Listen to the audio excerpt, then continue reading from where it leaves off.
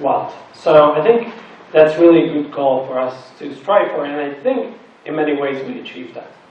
So the problem with Drupal 7 multilingual is very possible to do, but it's very fragmented. It's hard because Drupal core supports you to manage languages. It supports you to translate the user interface, but it does not automate that. So whenever you update modules, whenever you install new things, you need to manually download files and figure out all of those translations. So of course, we built a module for that called localization update that updates that for you, but it's a contributed module you need to install. And it does not fully work with your configuration on your site either. And then you want to translate your content. That's a separate module called content translation in Drupal core that only applies to nodes. So if you have categories that need translation, or if you have an e-commerce part of your site that needs translations, that's not supported at all. So you want to set up IAT9 modules so you can translate your menu items, you can translate your categories. And that works well, but then you need to install the variable module suite as well, because the IAT9 module cannot translate configuration in itself, so the variable module suite will help you translate those configuration pieces as well. And then, of course, the IAT9 module itself is it's a module suite, it's a lot of modules, but it needs even more modules to integrate with views, to integrate with web form that you need to separately download and integrate. And then you still have your e-commerce part of your site that none of these would translate, none of them. So you would need to set up entity translation module, which finally allows you to translate whatever entity on the site. But then you already translated categories with IAT9 and some content with content translation, and entity translation duplicates all of that functionality. So now you have two different solutions for the same problem. But now you already invested in some ways to content translation, so you're not going to drop that out. So now you have this whole mess. So that's not very good. It's possible to do, and a lot of people do it. And they're still very happy with their site, but it's not easy to do. So what we wanted to do in Drupal 8 instead is to have standard solutions that are part of Drupal core, so that everybody understands that translation is happening, that languages are supported, and then all of the extensions will be able to build on that core functionality, and will understand that it's in the system, and there's one way to do things for each problem. So first, we broke out the locale module into two parts, and we set up the language module, which maintains languages on the site and decides what language is used for the page. So the sole functionality of this is to just deal with language, so that we can build on that in the translation modules. So this is pretty useful if you have a blog, you just want to assign separate languages to your blog posts. This is the module for you, you don't need anything else. If you need to translate the user interface in Drupal 8, there is now the interface translation module, which takes over the other part of the locale module, but you also get a lot of automation and a lot of additional functionality. So now this has automated translation downloads and user interface improvements and all kinds of other things that we'll get to. And then we have content translation, which sounds like the same module in Drupal 7, but it's entirely different. This builds on the entity translation module and makes it flexible enough so you can reproduce the same functionality from 7, but also flexibly set up your content translation in whatever way, and applies to everything for content entities in Drupal. And then we have the configuration translation module that allows you to translate everything in configuration. And as you may have heard, the configuration management system in Drupal 8 is very all-encompassing. All the configuration is managed by that system, so this basically allows you to translate everything there. So these are the 4 pillars in Drupal 8. All of them are separate modules for their own rights. And we'll start to look at the language module first and see what's different with that from Drupal 7 and 6. So the first thing you'll notice when you start installing Drupal 8 is you have a language selector as the first screen of the installer, the very first screen. And there, Drupal automatically selects the language from your browser. So theoretically, you only need to click Save and Continue, and then the next screen will be in your language. But you can, of course, also choose a language, whatever else you want. We offer 100-something languages. Some of them are least translated, some of them are more translated, of course. And then, even if you choose an RTL language, the installer will download that translation, and the whole installer from then on will be RTL, will be in the right translation, etc., etc. So all the experience, even starting from installing Drupal, will be in your language, and you can enjoy Drupal without needing to know any English whatsoever. I think that's pretty powerful.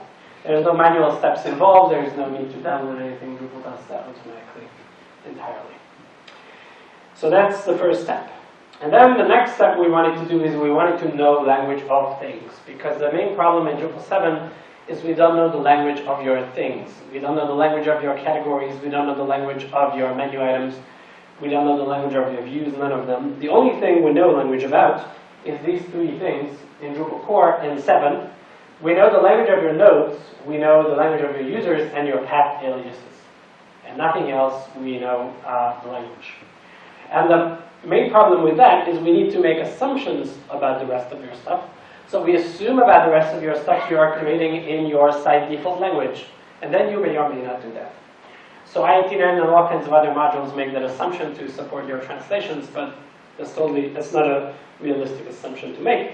So in Drupal 8, what we did is we extended this, and we now know the language of everything on the system.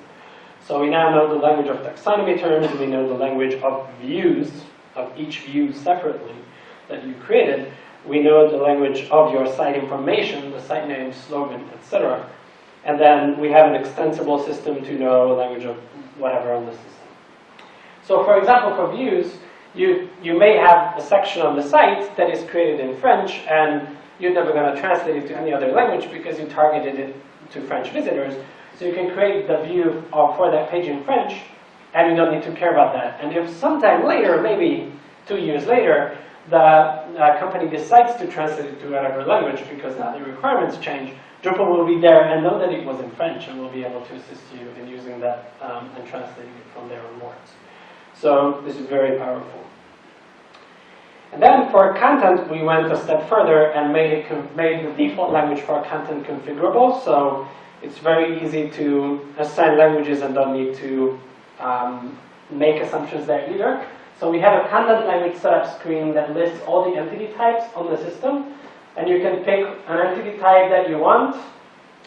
Here, content and custom blocks.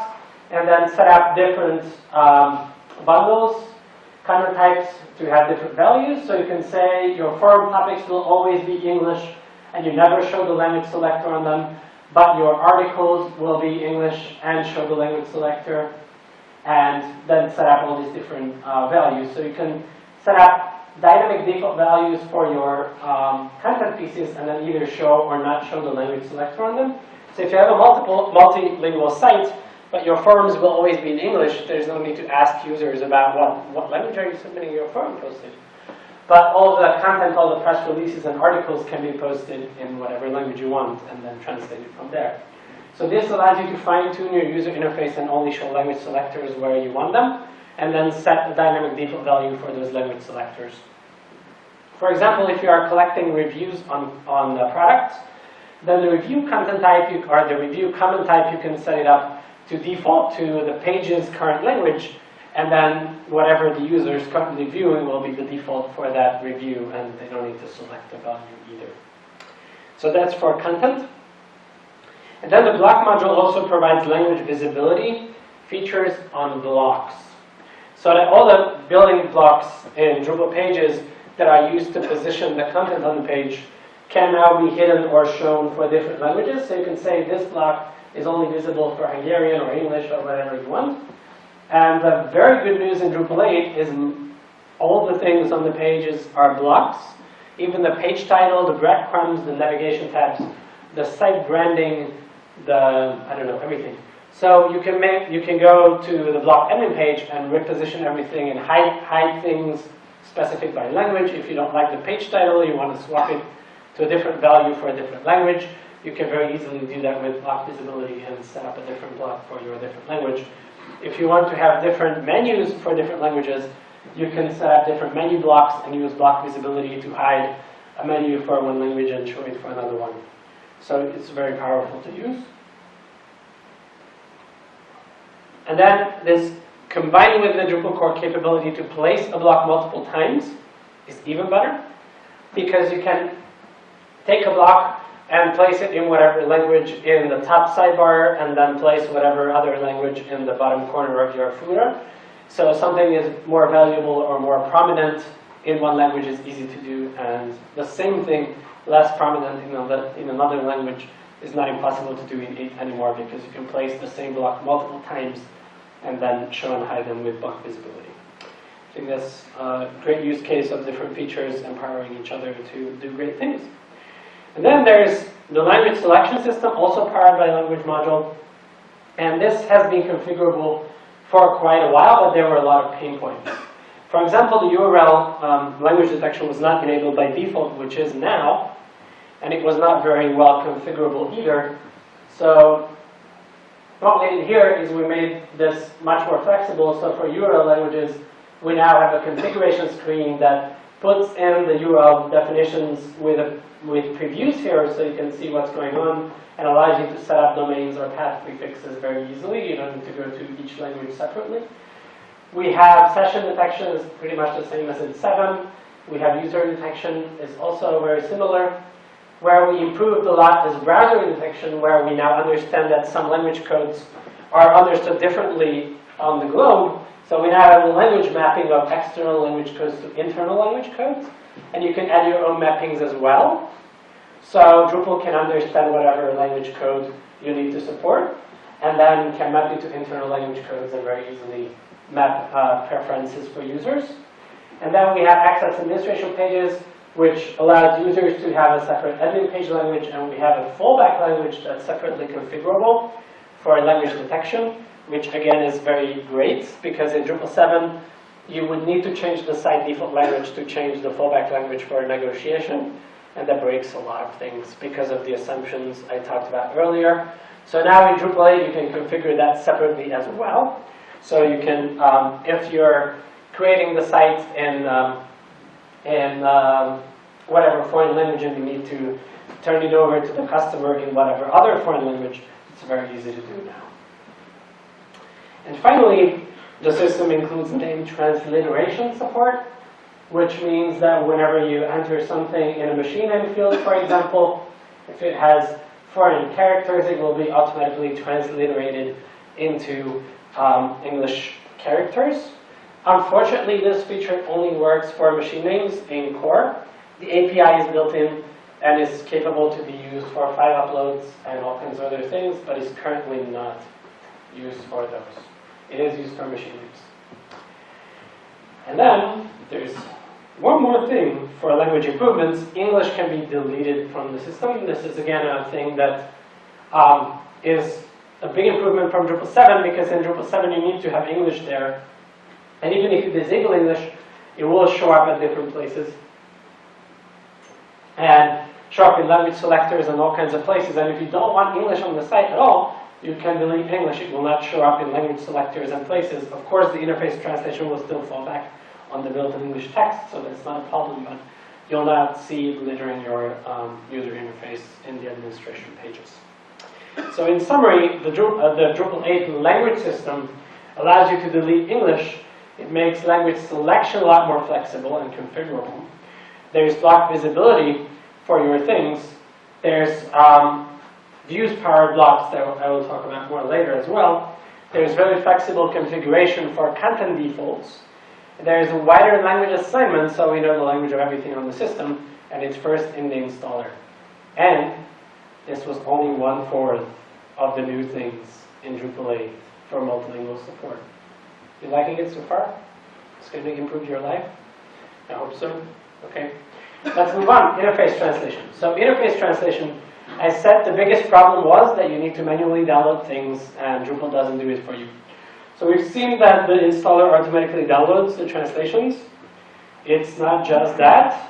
It's not just downloading the translations. It will also keep you up to date with translations. So the installer downloads the core translations, but then whatever module you enable in the system, the installer, not just the installer, so Drupal will also download translations for them too. And if you later on add new languages to the site, Drupal will automatically download translations for those too, and then keep them updated. So if you update a module, update Drupal Commerce, update whatever 5-star module on the site, then Drupal will keep the translation updated as well. So that's pretty cool because it does not require you to do any manual work for that. It's all automated for your part. That may sound pretty scary for somebody who wants to do quality assurance on your site. It's like automatically updating interface text. I don't want that. Not a problem. You can disable this feature, and we also made this so that it puts the translations in a centralized location. So when it downloads these translations, it puts them in files into a centralized place. So what you can do is you can disable this feature disable the automatic downloads feature on your live site and enable it on your staging or development site and do the quality assurance on the staging or development site. And when you're happy with those updates, you can push those files into live and then deploy there and just run the updates from the local files, which is also a built-in feature in Drupal 8. So you can choose to not do automated downloads from the community, but only use the local files that are already there and do this as part of your deployment. So we made it possible to quality assure your translation updates and make sure that everything is right. Then again, you don't always agree with the community on what they translated, and you may want to change some text. Not a problem. Drupal 8 includes customization tracking for these translations, so you can change translations, and Drupal 8 protects your local translations that you deviated from the community, so it will not change those translations unless you explicitly tell Drupal to do so. So this is a manual translation import form that's still included, but you'll probably not use it much. But it's a good showcase for what it does. So you can import the translations as custom translations, or as from the community, and then you can choose to overwrite non-customized translations and overwrite existing customized translations. That means that Drupal will by default keep all those translations protected and will not fiddle with whatever you changed in the update process. That's the default setting for automated updates. And then we actually made the interface usable for touching up on those translations, so you don't need to go out of Drupal to do it. If you try to use this interface in Drupal 7, is there someone who tried to change their interface translation on this user interface? No? One person? Yeah. The reason probably is it's very unusable in Drupal 7 because you search for something and then the result is the source string and then all the languages, and those that are not translated to are crossed out, and then you need to hit an edit button and then edit all the translations for that one source string all at once into every language. It's not really how people translate things, because most of you probably don't have a person who knows all the languages that your site needs to be translated to. You probably have a person who knows one language and wants to translate all the things into that language. So we made the user interface work like that. So when you search for something, that's now a table of the source and the target, and we even support plural variants inside this form. So you can translate the singular and plural pairs, and we even mark strings that you changed. So if you need to go and drink some coffee or something, you come back and you see what you've changed, and you of course need to save the translations as well at the end. So it's very easy now to touch up on these translations.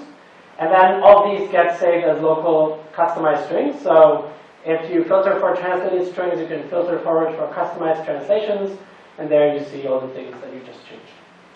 This also makes it very easy to take these translations and import it to another customer site.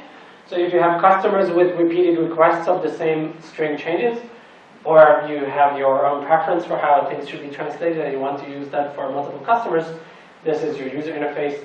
You translate it, and then you can export it on the export screen, just your customizations, and then import that over the community provided translations on your site.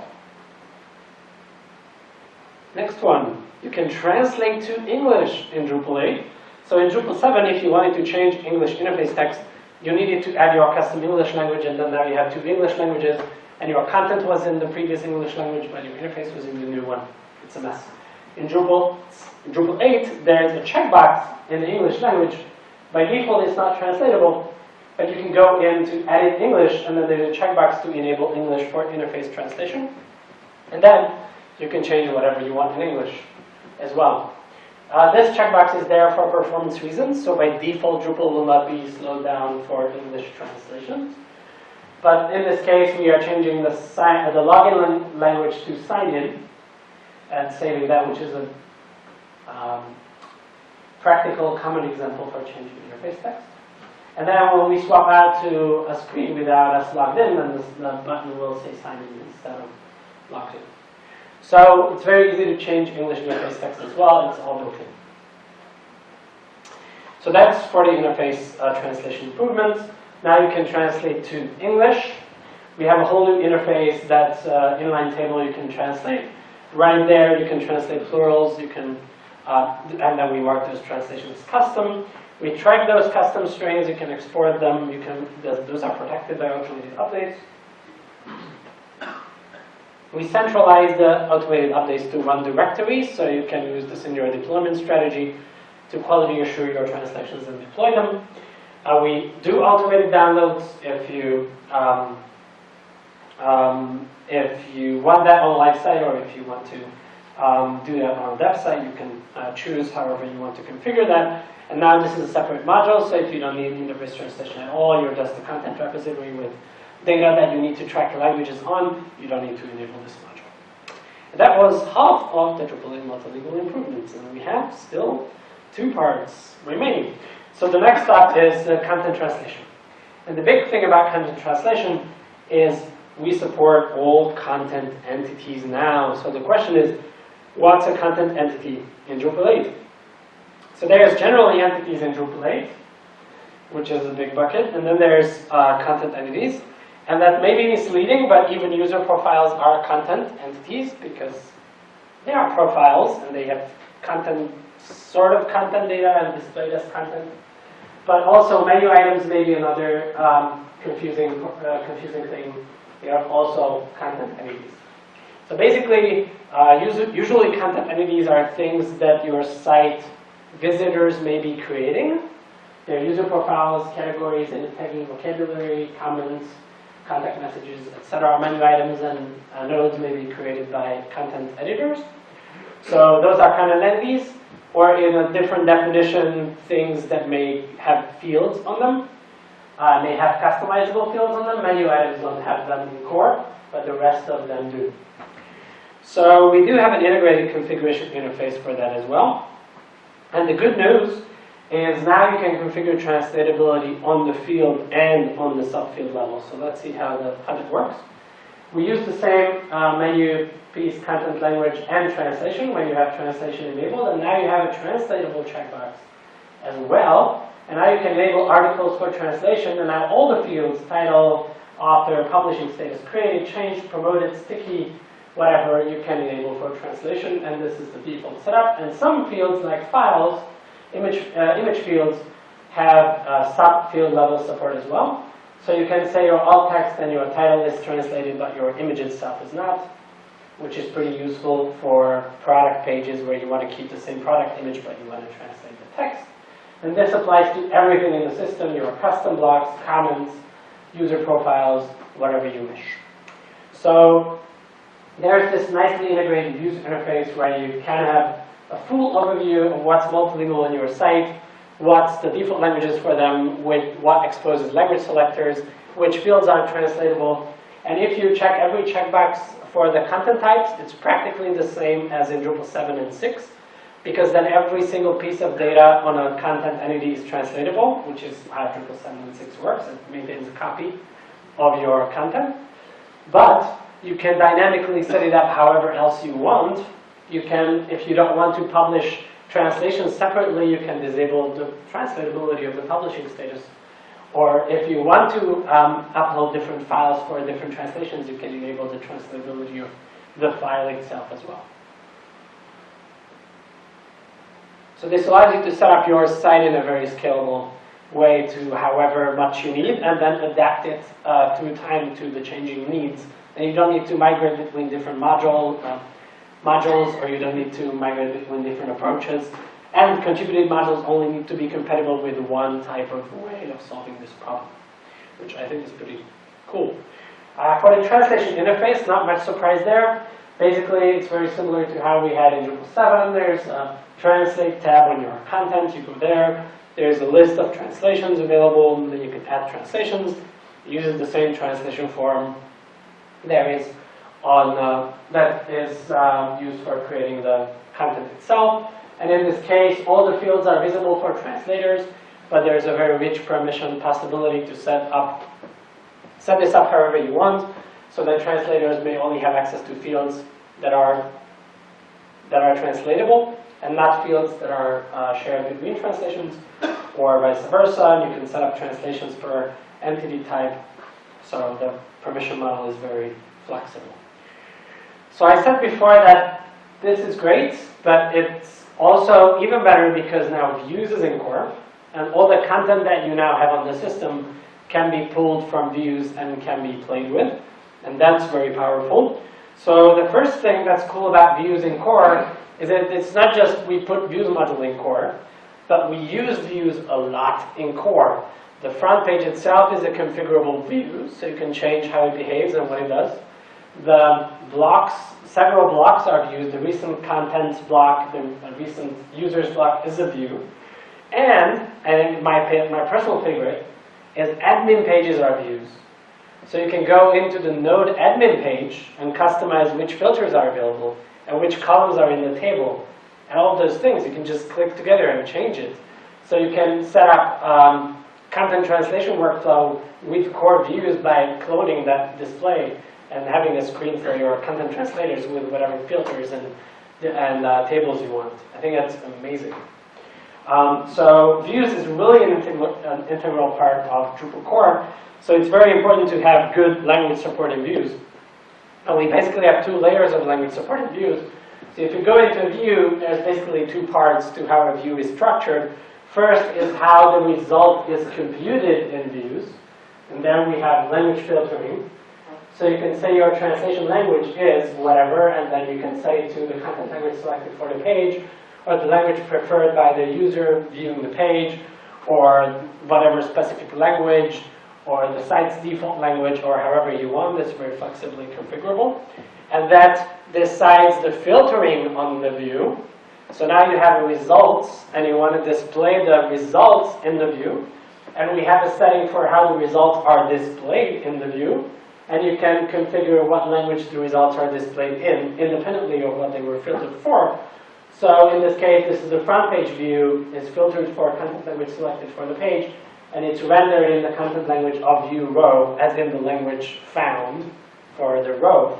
But you can also render it in the site default language or the author preferred language, or etc., etc. So you can set up views where you filter for things not translated to Italian and then display them in Portuguese. If you have a person knowing Portuguese, they want to translate to Italian, etc. So you can set this up very flexibly. And again, these are available to customize your front page, your blocks, your admin pages, all kinds of things. I think that's pretty amazing. So this translation model is different from Drupal 7 and 6, so it's not going to be a trivial right to migrate the data. But there is a migration path in the works in Drupal 8. So if you now download Drupal 8, there is a migrate module, but it is not complete. It is marked experimental. We hope to have it completed by 8.1, which is next April, May. But I'm not sure it will be. There is some start of multilingual migrations, but there's a lot of work to do here to make that happen. So it's not a thing where I can paint rosy pictures yet. I'm sorry. But that's going to happen. However, there's some final good news about content translation. We built in core search and search API support for these translations as well. So now if you integrate with the search API, whatever, Solar, whatever else, they will get all the language information as well through the APIs. And we also built in language support to the node access API and generally an entity access API. So you can have access to content different per language.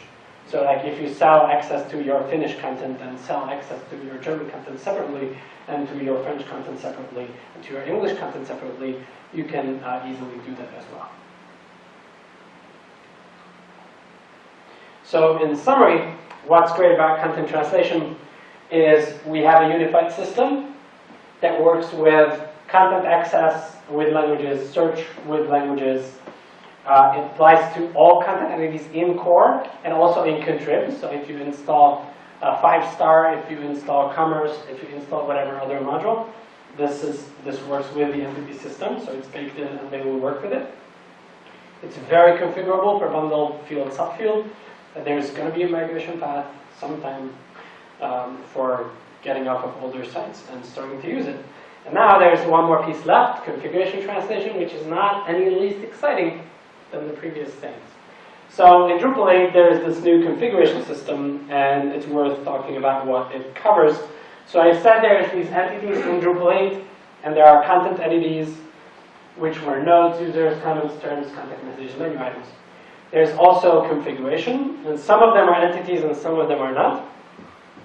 So basically, Drupal 8, there's global configuration like site information and user, email, text, generally account settings. And then there's configuration entities like views, vocabularies, content categories, fields, content types, input formats, etc. Those are configuration entities.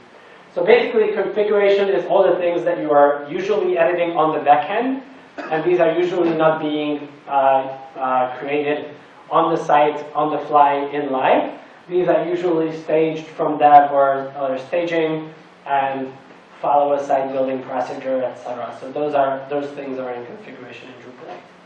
The good news is all of these get language support as well. And then Drupal core has support for path aliases, as I've said, for language, which are neither content, neither configuration. So the good news is if you have a site and with custom modules or contributed modules, if those modules are either using the configuration system or the content system, they have built-in, baked-in multilingual support. If you write your own module or use a module that does not use content entities or a configuration system, you are on your own. Okay? We have language support and multilingual support in these two circles, and a one-off language support in that circle. If you are out of these circles, good luck. For configuration, we track language on each file. So we know the language of your views, your input formats, your content types, your fields, everything that's tracked in views. And we have language overrides for configuration that's stored in the configuration system. So it works with the deployment and staging system that you have for configuration. It's built in, it's there. So it's not an outside extension system, but it's baked into the system. So for ship configuration, there's a very simple user interface. So if you want to translate the context form, for example, which is part of Drupal core, you can very easily translate that as part of the interface translation functionality. So you can go and use the user interface translation form that I've just shown before. Add this table and search for your website feedback text and translate it, in this case to Hungarian. Save it, and even though that was a configuration entity, the contact category is a configuration entity, it's totally nicely translated in one slice, which is not Hungarian. So all the things that are built into Drupal core and come with configuration are translatable as the interface. So all of them will be translatable by the community. And we integrated that on localize.drupal.org. So now if you install Drupal 8, it downloads those translations. And if your translation team translated all the things for Drupal 8, then it will come with built-in translations for all the views, content types, permissions, input formats, fields, etc. that come with Drupal. And that's, again, future-proof for all the contributed modules. But then, of course, you have your own configuration on your own site, right? So you do things that that did not come from Drupal, but why else would you use Drupal, right? It would be a pretty boring site. So we have a solution for that too. We have a module called configuration translation that puts these nice translation tags on things. And you can say, I want to translate this language switcher block, for example, to Hungarian as well. So I can translate the label of that. That totally worked. So now the label is Hungarian, and then I have the site name in English. So I can go into site information, and there's a translate tab on site information. Again, a list of languages. I can translate that to Hungarian too, etc., etc. So there's a translate tab in the views UI. There's a translate tab on menus. There's a translate tab on fields. translate tab on input formats, translate tab on content categories, whatever you want. And now the site name is translated, block is translated, category is translated. So all of these things you can do now, and there are no contributed modules involved in the creation of these videos. So the configuration translation offers you full translation support in Drupal core. We have standard translation tabs similar to content translation. We store translations as overrides in your configuration, so it works with the deployment system in the configuration system, and it applies to whatever configuration you have on the site, not just core, also for contrib. And we have shipped configuration translation on localized Drupal.org and in the system as well. So in summary, Drupal 8 moves forward from Drupal 7 in that it has a language system that allows you to maintain the languages on the site. It allows you to flexibly select the language for the page, assign language to whatever you want on the system, and has much improved configuration for how the languages are chosen. We have an interface translation module that has an improved user interface, automated translation downloads. It downloads translations right in the installer, and is deployment friendly as well. We have a content translation module that applies to every content in your site. Future-proof, applies to fields on the field level and the subfield level configurable. It works with views, so you can pull this data and display however you want on the site. And finally, we have the configuration translation system that works with all the shipped configuration in core, as well as whatever configuration you want in your contributed modules and created on your own site, and have solutions to translate all of them that work together seamlessly. So that's a huge leap from Drupal 7. So the question is, what is missing? What did we not talk about? So you may have noticed that these are mostly silos of things that we deal with: interface translation, content translation, and config translation. But if you have a client, all they care about is those 5 paragraphs and that image on the page be translated. They don't care if it's interface, content, or configuration, whatever. If it is deployment, who cares? So we don't have a solution for that in core. We concentrated on knowing what the data is, allowing you to translate the data, so all the modules you install will know that and will need to assume that it may be translated and it may be in different languages. We did not work on making workflow better because we ran out of time. There was enough changes for 4 years. So there's contributed modules to solve that problem. LingoTech just released their contributed module yesterday, 1.0, final stable contributed module for Drupal 8. Drupal 8 1.0 LingoTech module, which puts a workflow layer on top of all these translations. So you don't need to care about whether it comes from configuration or content or interface or should have been translated by a community or whatever. And they integrate with translation memory, and they integrate with human translators as well as different services. So that allows you to make this a much more effortless process, but then it, of course, builds on all the functionality that we have. And then there's TMGMT, which is a more Lego approach to the same problem. It pulls in different plugins, and it can work with whatever provider you want. LingoTech is a company that provides that module, and they have specific services, even though the module works with other services as well. And TMGMT is a community-originated module. So that's a clear missing piece that you'll probably need on the site. And there may be smaller pieces here and there that you want to install that you'll see in your own projects. So if you want to get involved, we have a website at DrupalCamp.org. Yes, DrupalCamp.org, where you can see a summary of all the things that changed. You can see a showcase of Drupal 8 sites live that run multilingual things. We have a Twitter account, DMI, and there's translations of Drupal 8. Of course, localized at Drupal.org. Some teams are already complete 100% of Drupal 8. If you want to try this out, there's simplytest.me. You can go to simplytest.me/project/Drupal 8.0.0. Very easy to set up a test site and run with that. If you want to, that's a plain Drupal 8 site.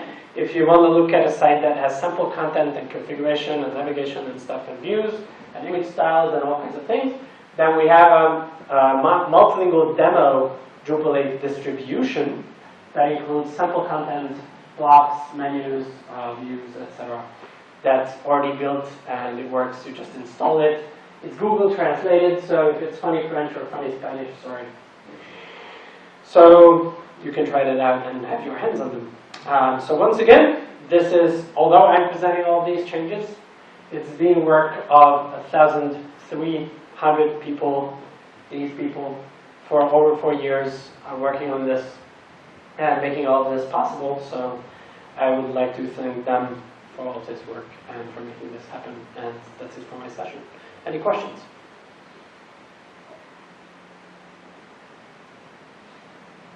Anybody wants to work with this in Drupal 8?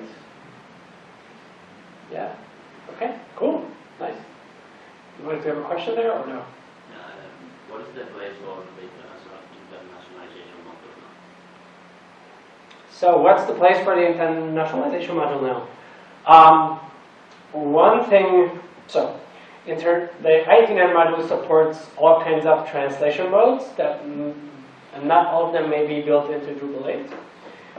The main thing that comes into my mind is the menu translation flexibility that IETN has, where you can have menu items that are translated and then other menu items that are language specific, and they may or may not show up in the menu depending on language, and other items are translated. That flexibility is not built into Drupal 8 core. So Drupal 8 core, you can translate all the menu items and everything, but there's no feature to hide or show menu items per language. It is possible to have entirely separate languages, entirely separate menus per language, but it's not possible to hide menu items per language. So there's features like that, where I'm not sure it will be IETN module specifically. It may be a multilingual _ menu module or something that will fill in that role. But I think there's those small, maybe not so small use case for you, but in the bigger scheme of things, those corners of the multilingual feature set where we did not have time to figure out the finer polish on the functionality, that will need to happen. Another good example of a contributed module that would be useful is the fallback language module, where that's a typical use case that you have multiple regional variants that you want to publish of your content. So maybe you want to publish French in France and French in Montreal, and you don't want to have separate French translations for those, but in interface translation, but you want to have separate content for them because you want to target them separately. So for that, we have all the API support in Drupal core, but we don't have the UI support to make that happen. So there's the fallback language module that allows you to set up language fallback for interface translation. So you can set up languages like French in Canada and French in France. And then you don't need to import translations for all of them, and you don't need to maintain translations for all of them because the fallback system handles that and maintains it in one place. So that's one of the things where Drupal core provides all the functionality, but we did not get to provide the user interface. But there's like things like that where contributed modules will still have a great place. Any other questions?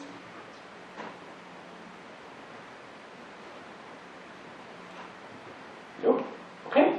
So in that case, thank you for coming and have fun building multilingual sites with Drupal 8.